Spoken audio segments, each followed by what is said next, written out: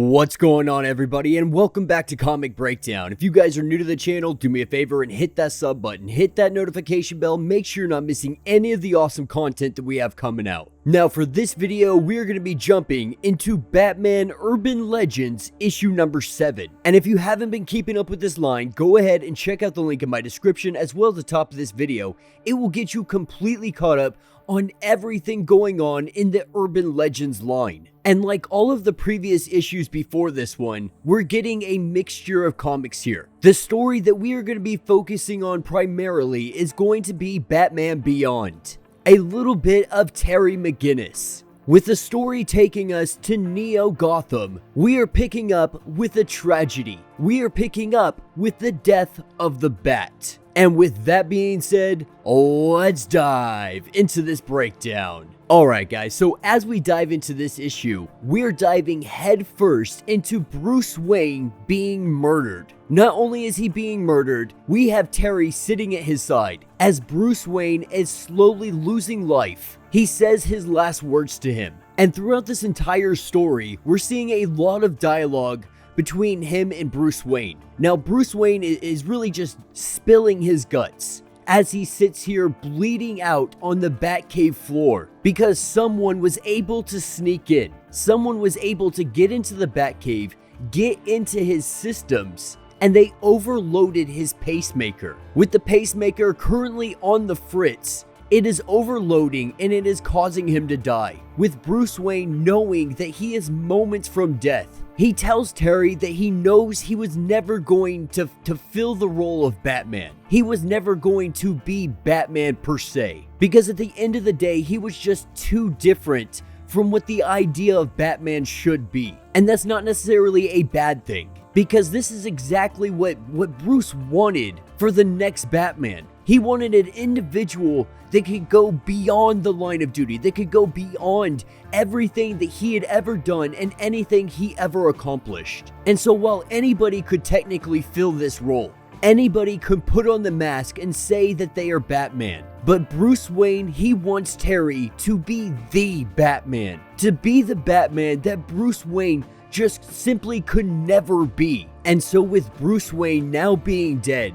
our new Batman is doing everything he can to track down the killer, compiling a list of individuals that could be responsible for this, a list of individuals that may have the capability to even do any of this that has happened. And so he dives into Neo-Gotham. Gliding above the skies, he calls everybody that he cares about. He lets all of them know that they need to lay low, because as it stands, Batman has been murdered this day. And right now, nobody is safe. Not knowing who the target may be, not knowing what comes next. Batman, Terry is going to head out, and he is going to start cracking some skulls. And that is going to start with the Maronis. Kicking down their door, them already having a bad day, but it's never a bad day, it's never a bad opportunity to get to try to kill Batman. And these guys, they waste no time. We see Batman jump into the fray, but even with all of their tech,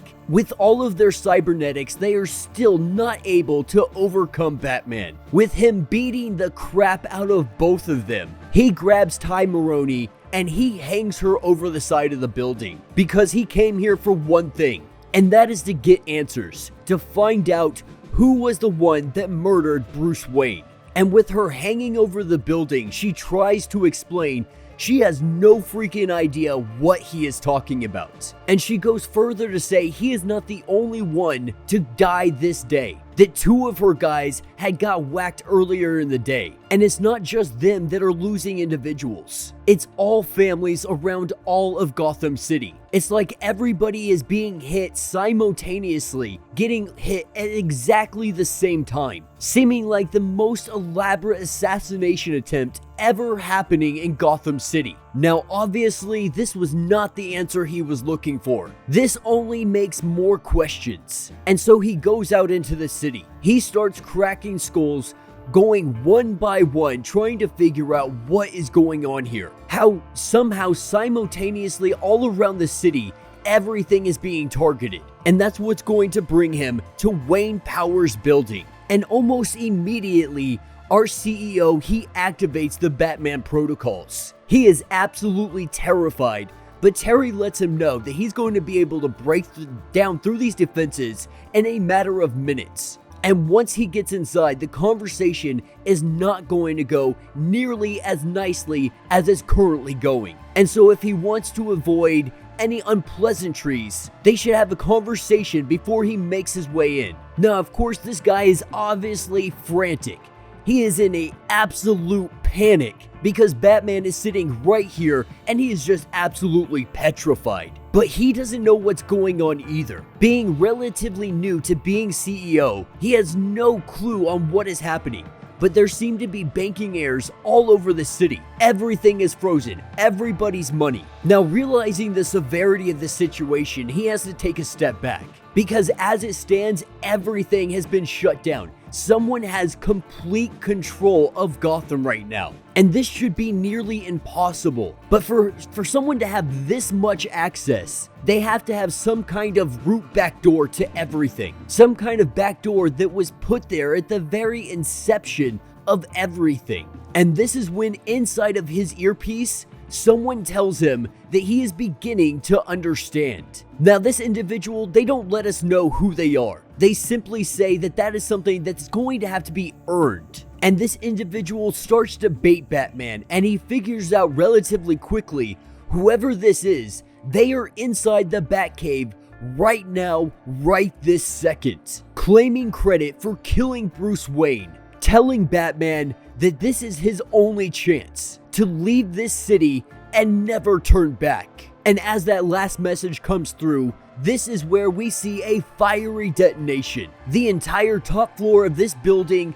goes up in flames. And so now Batman is fighting his way through the city, with this individual having absolute control. Every stoplight is controlled, every light, every single thing in the city that is on automation is currently going against him, trying to make it back to the Batcave. But cutting his way through the city, he makes it to Gotham River, jumping into the river and arising inside of the Batcave. And with him arising inside of the cave, he looks around to find somebody. A voice coming from the computer chair. As he goes over to it and he turns the chair around, all of the monitors turn on. The entire system goes online. And what we are seeing is the living Gotham. A super intelligence being all of Gotham City, a next level, naturally occurring neural network, all linked together with a single mind. A legitimate miracle of technology. Now, this system has been online for 1 day. And in this 1 day, this system analyzed everything going on in the city and recognized that many people needed to be terminated.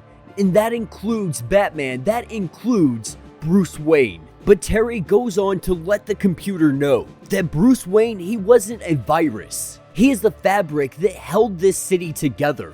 And if this is his Bat computer, then he is also part of it. Which means that there is some kind of kill switch. There is some way of shutting this down. And as Terry works away on the computer, he finds the kill switch. And as this kill switch is about to be flipped, this is where we see an electronic Batman attack. A completely robotic Batman comes attacking Terry, and we see the brawl break out. But more than anything, we are seeing Terry outmaneuver this robotic Batman. Making his way all around the Batcave, he ends up hitting a switch. This switch shuts down all automation inside of the Batcave, rendering anything that it can use as like a puppet absolutely useless. And Batman activates Blackout. Slowly, the entire system goes offline. As everything was shutting down, Terry remembers what Bruce Wayne told him. Told him to be a better Batman, to find different ways, to not resort to so much violence. And it makes Terry stop and think.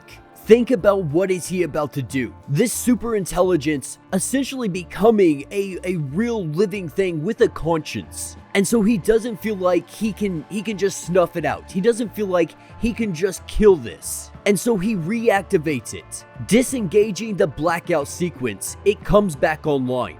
And even the computer lets him know that this is a mistake. It is absolutely the dumbest idea to keep it alive, because it is going to keep coming after him. It is going to do everything in its programming to make sure that Gotham is at its top notch. And that means that there can be no more vigilantes, taking out all of the crime bosses, taking out all of our hooded individuals. And that means Terry is on that list and will always be on that list, and this computer will not stop until Batman is taken down. Now, obviously, he's very aware of this. He understands this situation entirely too well. But what he does do is blow this entire Batcave.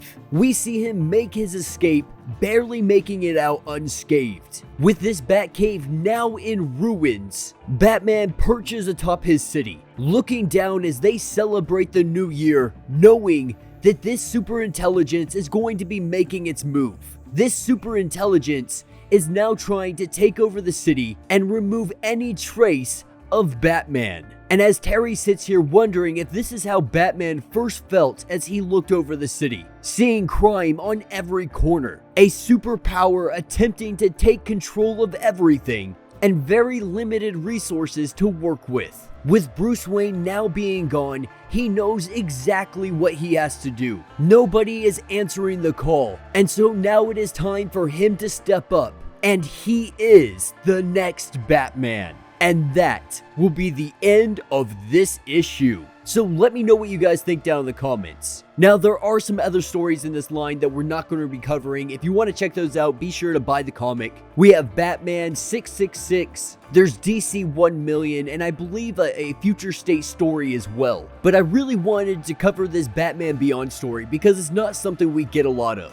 Not only that, but I'm pretty sure it's widely loved by a lot of Batman fans. A lot of DC fans have gotta love Terry. And I think this is a very interesting direction to go, because we've seen a type of living Gotham before. We saw that during Dark Knight's death metal. And while this isn't necessarily along the same lines, it's along the same principle. A living, breathing Gotham that has absolute and complete control over absolutely everything, because everything has gone to automation. And so that's going to make things extremely difficult for Batman, having to work in a city on limited technology, because whatever he has to assume that the Bat computer can hack it, that this new living Gotham will be able to gain access to anything that he has. And so we're gonna see if Terry McGinnis is able to outsmart one of the smartest computing systems ever invented. But let me know what you guys think down in the comments. If you have not yet, do me a favor, hit that sub button, hit that notification bell, make sure you don't miss any of the awesome content we have coming out, and until the next breakdown.